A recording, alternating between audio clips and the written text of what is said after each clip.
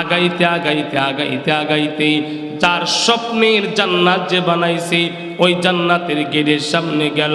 গেটের সামনে যাওয়ার পরে এবার ডাক দিয়া বলে, আমি এখন ঘোড়া থেকে নামবো। বাদশা আপনি ঘোড়া থেকে নামেন। বাদশা সাদ্দাত ঘোড়া থেকে নামার জন্য একটা পা দিলেন, আর একটা পা ঘোড়ার উপরে আসি।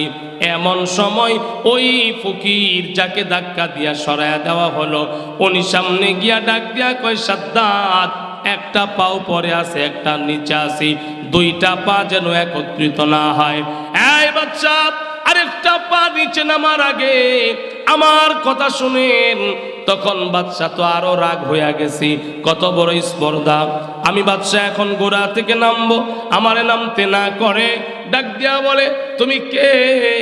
বলে, আপনি আমার পরিচয় নেন। পরিচয় নেন, তারপরে জিগান।